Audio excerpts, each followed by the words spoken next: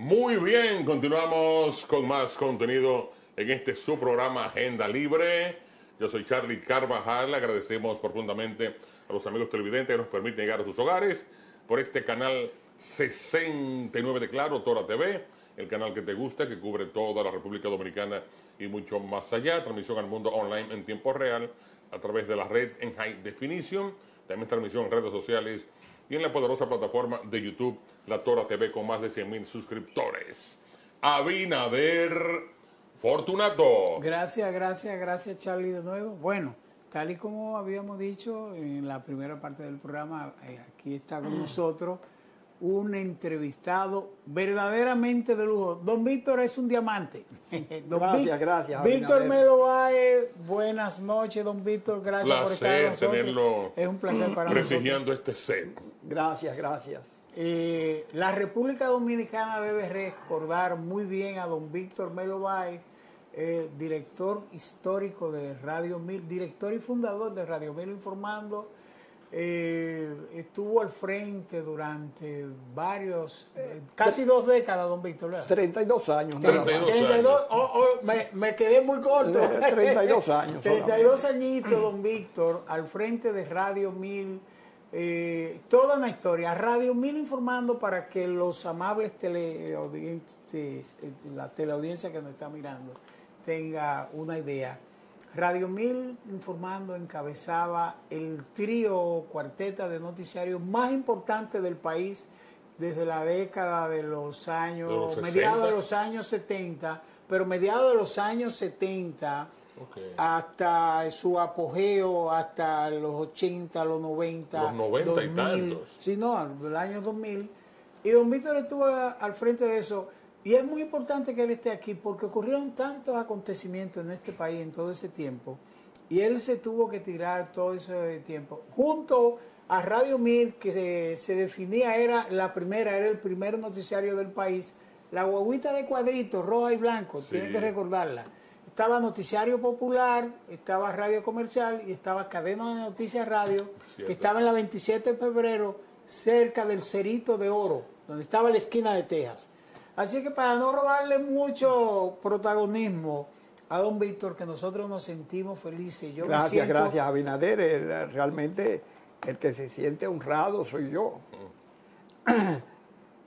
Permíteme, ante todo, explicar brevemente cómo comienza Radio 1000 Informando. Sí.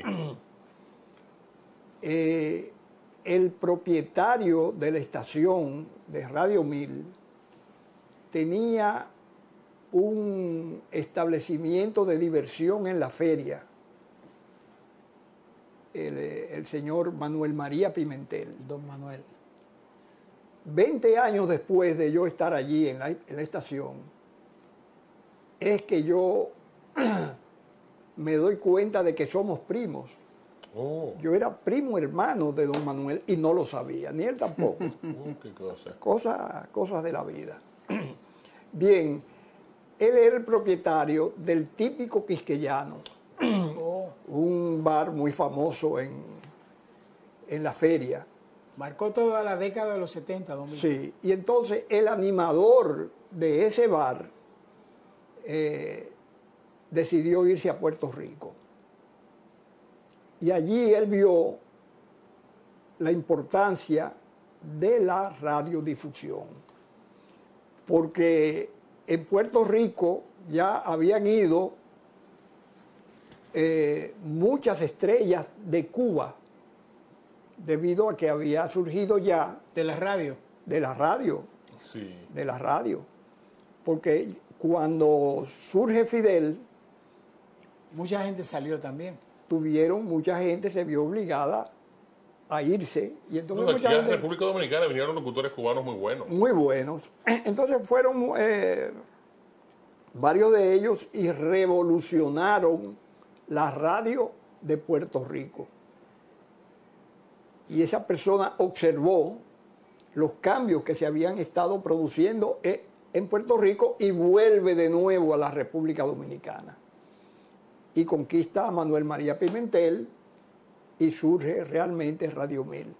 Pero Radio 1000 era la más pequeñita estación. Yo supongo que don Manuel lo hizo como de mala gana, porque lo que él compró, O para experimentar. sí, fue 1/4 de kilo. Era una estación tan pequeña que muchas veces se iba del aire. Y debido a la circunstancia, yo llego a Radio 1000. ¿Y cómo yo llego a Radio 1000? Bueno, Un paréntesis, don Víctor Melo Báez. Antes de entrar a lo que es la radio noticiosa, ya la estación existía. sí, existía. ¿Y cuál era la programación? ¿Era musical? Algo? Sí, era una programación musical. Ok, sí. Entonces yo llego allí, ya yo había estado en el periódico La Nación, Sí. con una serie de periodistas destacados, Juan José Ayuso y otros más que no me viene a la memoria de inmediato. Cierran el periódico La Nación, surge La Tarde Dominicana en las mismas instalaciones que está en la Avenida Mella, esquina Duarte. Ok, casi ahí donde está la sirena. Sí, donde está La Sirena. Cierran también La Tarde Dominicana, ¿Qué era la tarde dominicana? Un periódico. un periódico, Un periódico, que ok. se imprimía en las instalaciones donde estaba La Nación. Ok, perfecto. Y bueno, yo asumo ese reto. El reto de hacer un radio periódico. Ok. Es decir, un periódico radial con una sala de redacción, con una serie de periodistas profesionales. Y comenzamos realmente, el trabajo era muy agotador, pero prendió rápidamente. Había un problema y es que la Comisión de Espectáculos Públicos y Radiofonía en ese tiempo, después de la muerte de Trujillo, y cuando Trujillo, no permitía informativos que no estuvieran, que no salieran de los periódicos, Ok. que no hubieran noticias que no habían hubieran sido ya- salido que ya habían impresas. sido confirmadas por Sí. los periódicos. Y nosotros realmente comenzamos desafiando esa disposición. Ahí comienza Radio 1000 a separarse de los demás informativos radiales que había. A salir a la calle entonces. Sí. A buscar sus propias noticias. A buscar nuestras propias noticias. Qué bien. Y había realmente toda una serie de periodistas que iban a los diferentes medios, a la policía, a las judiciales, al Palacio de Gobierno, donde quiera que hubiera la posibilidad de información, allí estábamos nosotros. ¿Cuál era la reacción en esa época de los funcionarios en el Senado, Cámara de Diputados, en la policía, cuando iban a buscar información? Periodistas nobles. Bueno, al principio no entendían que hubiera un periodismo radial auténtico y nosotros realmente impusimos realmente nuestro sello. Por eso ustedes hacían, don Víctor, honor a su eslogan, la primera. Sí, fue una lucha bastante titánica, como siempre, eran tiempos muy difíciles. Yo comencé el informativo de Radio 1000 en el 1963, en diciembre, ¿Con cuántas emisiones se inició? con 2. 2 emisiones. ¿Recuerda periodistas o locutores que iniciaron con usted ese proyecto? Sí, Bueno Torres Bueno, Torres. estuvo allí, Se pasó toda su vida trabajando con Negro usted. Martínez, Don Negro Martínez, yo lo conozco. y una serie comenzamos, hubo que buscar en la Escuela de Periodismo de Radio 1000 a aquellos periodistas, a aquellos estudiantes más destacados. Entre ellos estaba Emilio Erasme Peña, el doctor Emilio Erasme Ok. Peña, que luego fue legislador, Emilín. Emilín, Hermano de Don Gillo, hermano de Don Gillo Gillo. era- que Erasme dirigió a Peña. Notitiempo, Don Gillo. Sí. Sí. Y estuvo el Cespósito, Wow. estuvo Estuvo un hermano mío que, por cierto, pude hablar con él, está en Minnesota, Sí. Federico Melo, y un hijo de él siguió la tradición allá, en Minnesota. ¿Se podría decir, don Víctor, que por la redacción de Radio 1000 Informando pasaron los mejores de ese tiempo? O por lo menos una parte importante de ellos. Una parte importante de ellos. Muchos de ellos luego, pues naturalmente fueron a la prensa escrita. Sí. Pero fue una cantidad. Y nosotros,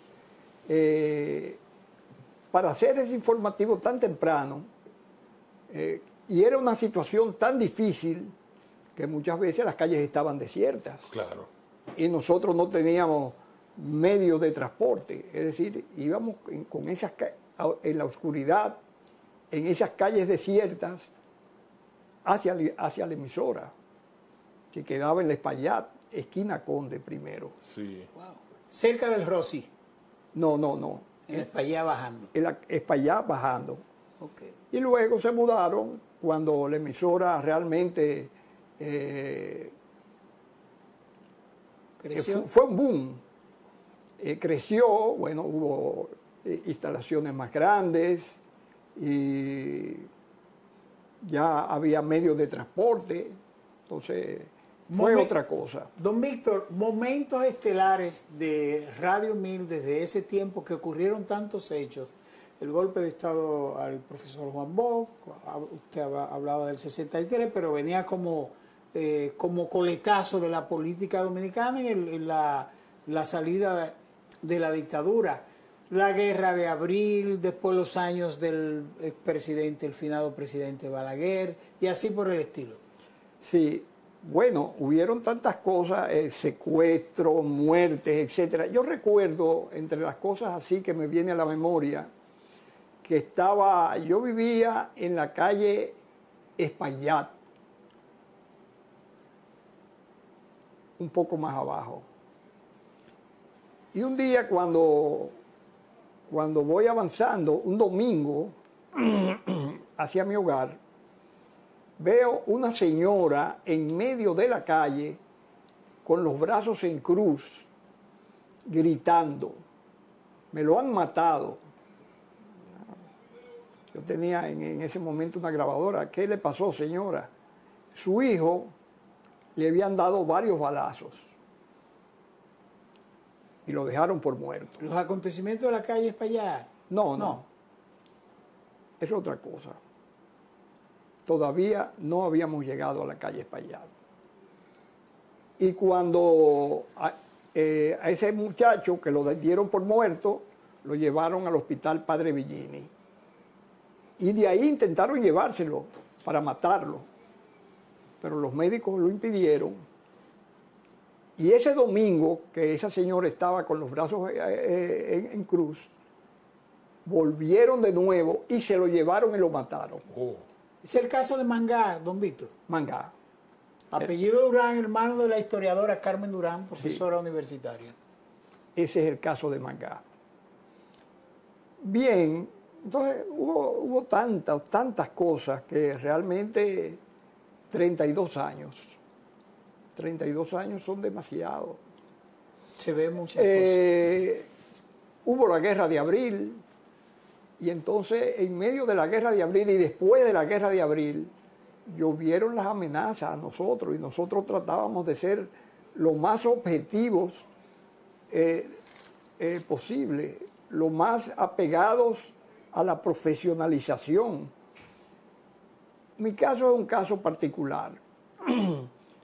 Cuando llegó el PRD el 5 de julio, un mes y 5 días después de la muerte de Trujillo, yo decidí integrarme a ese partido. Y como parte de esa situación, iba a la casa donde estaba el profesor Juan Bosch, que llegó después, en la calle Polvorín número 7, para evitar que la gente tocara la puerta mientras le estaba grabando sus alocuciones. Tenía 14 años, no tenía más, era un niño. iba a la Casa Nacional del PRD en la calle El Conde número 13, que en el tercer piso estaba Ángel Miolán, un señor que le decían Aquiles, o se llamaba Aquiles, y una secretaria y yo éramos que generalmente estábamos allí. Y la gente que estaba abajo en el primero y segundo piso, y nosotros estábamos arriba, temiendo que en cualquier momento los paleros de Balá hicieran su presencia y golpearan y mataran a la gente que estábamos allí. Después de eso, yo fui una vez ahí a la Biblioteca Nacional y me encontré, pedí La moral social de Hostos, un libro que yo quería leerlo porque tenía una parte sobre periodismo. Y eso me conquistó. ¿Qué decía el maestro Hostos? Que el periodista tiene que estar alejado de la política partidista y tiene que estar alejado de los grupos religiosos y que tiene que estar alejado de los grupos de las asociaciones civiles para que pudiera desempeñar su labor lo más objetivo posible, que no tuviera ataduras de ninguna clase. Y yo lo asimilé de una forma total y absoluta. De manera que cuando llegó la oportunidad del informativo de Radio 1000, yo estaba preparado para hacer esa labor, para que el país tuviera un informativo objetivo, veraz. Ya ahora hay todo se ha tergiversado, ya uno no sabe muchas veces qué creer. La década de los 70, don Víctor, la década de los 70 se vio marcado por fuertes atentados a la prensa dominicana. Para solo ilustrar más o menos dos casos. Gregorio García Castro y Orlando Martínez, que justamente el 17 de marzo se cumplieron de su muerte, su asesinato, 52 años. ¿Qué usted tiene de esa época? Mira, de dolor, de tristeza, de miedo, de temor, de desafío, de indignación. Amenazas que usted pudo recibir. Mira, Gregorio García Castro, junto con un señor apellido Jiménez, que fue síndico del distrito, Manolín Jiménez, fueron legisladores cuando Trujillo. Mucha gente no lo sabe. Fueron de un grupo que parece que Johnny Aves lo llevó a donde Trujillo para presentar imágenes frescas, jóvenes frescos.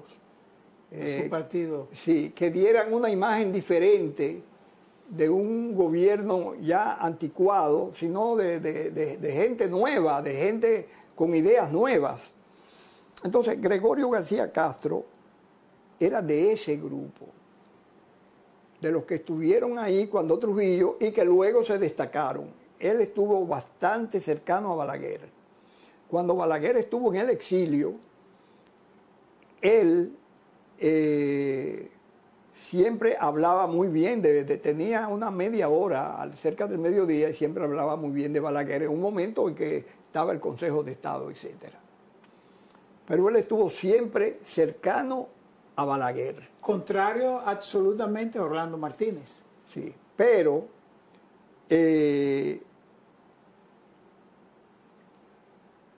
Gregorio García Castro cometió un grave error. Se involucró en los conflictos entre los estamentos militares. Las tendencias militares. Las tendencias militares.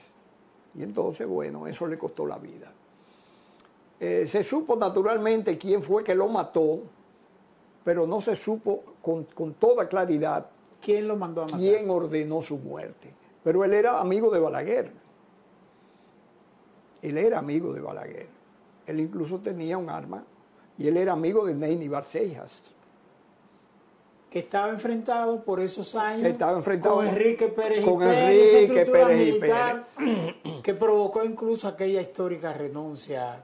Entonces, Orlando Martínez fue un joven que vino de fuera. Él se preparó, yo creo que en la Universidad Patricio Lumumba de Moscú. Y era un muchacho muy preparado, un joven talentoso, yo diría. Y entonces entra en el periódico El Nacional en un momento en que hubo un conflicto interno entre el director y los periodistas que habían ahí. Y esos periodistas se fueron Del Nacional. Del Nacional.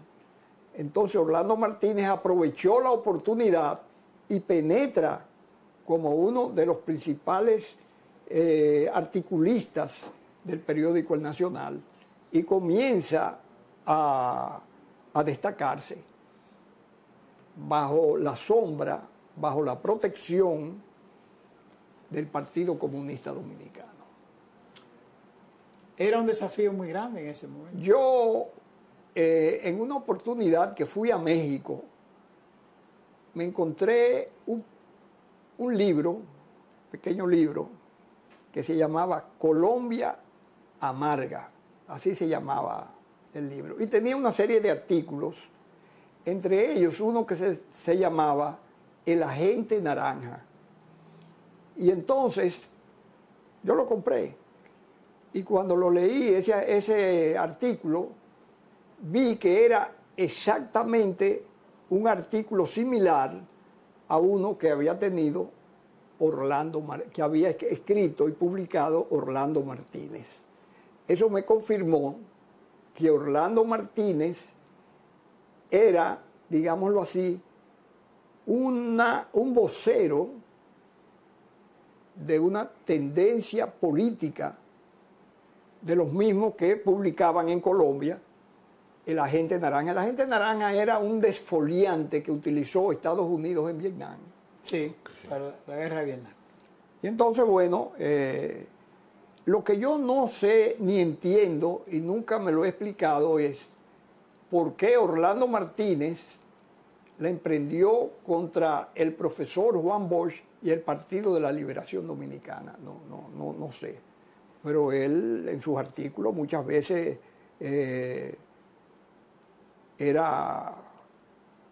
lanzaba fuego contra Bosch y su gente. No lo entendí. Mire, don Víctor, hay otro episodio que marcó el país ya en la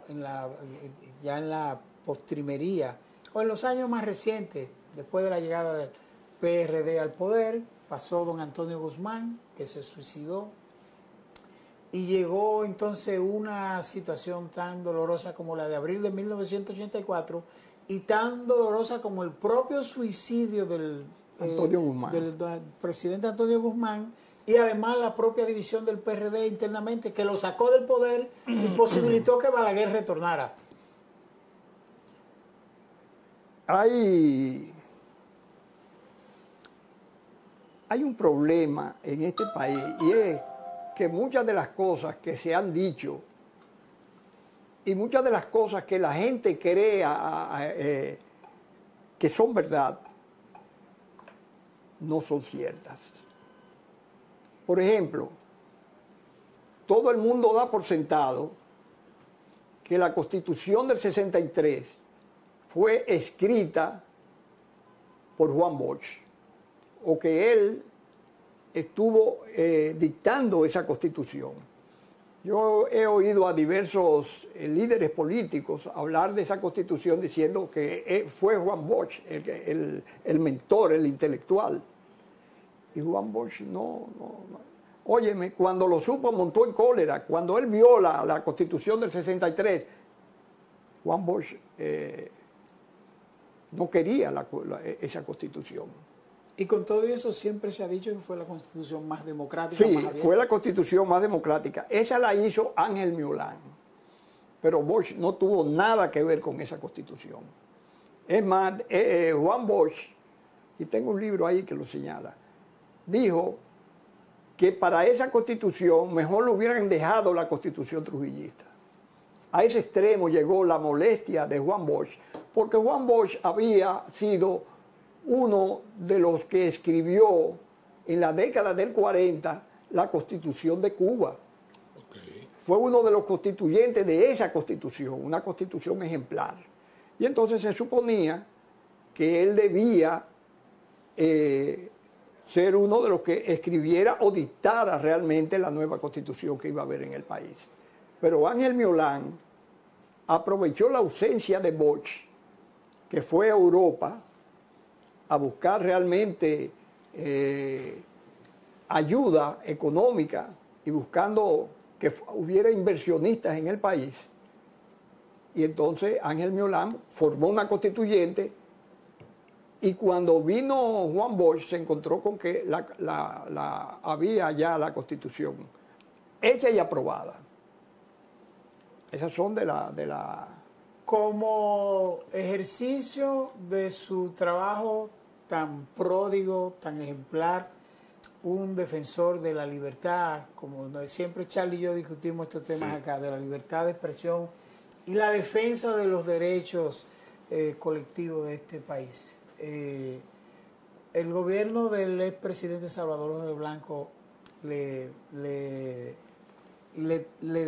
lo reconoció con una distinción muy especial, una distinción de oficial, en grado de oficial, en nombre de los padres de la patria. Sí, el director tiene aquí yo lo tengo, el texto, y ojalá que el director nos coloque por un momentito ya en la parte final, porque es importante. Dice el presidente de la República Dominicana, Salvador Jorge Blanco, previo al voto favorable del Consejo de la Orden, confiere la condecoración de la Orden del Mérito de Duarte Sánchez y Mella en el grado de oficial a don Víctor Melo Báez. ¿Cómo se sintió usted al recibir esta condecoración?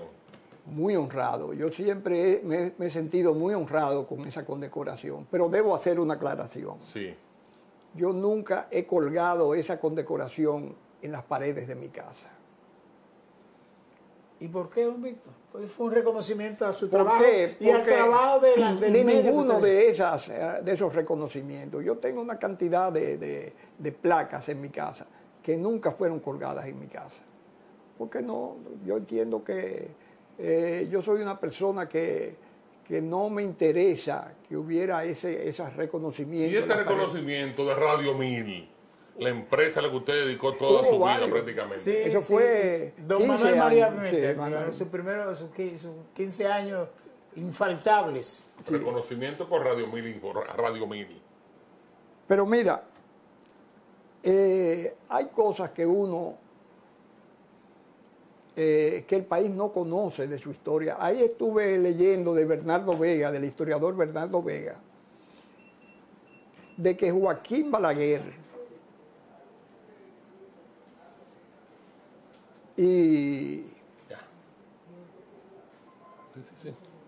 de que Joaquín Balaguer y Ulises Heró tenían un vínculo común, que era la primera esposa de Trujillo. Sí. Sí. Balaguer era sobrino de esa primera esposa, apellido Ricardo. Ok. ¿De la primera esposa de? De Trujillo. Ok. Fíjate cómo se ligan. Y eso la gente no lo sabe. Bueno, don Víctor, ya no hay tiempo para más. No. Pero podríamos conversar toda la noche, pero cometimos el error de no comenzar con la entrevista a las 8 de la noche. Para así aprovechar su experiencia. Pero volvemos a invitar a don Víctor acá, porque es muy importante, se aprende demasiado. Es una escuela que hay que aprovechar. Bueno, de esta forma llegamos al final de esta edición de su programa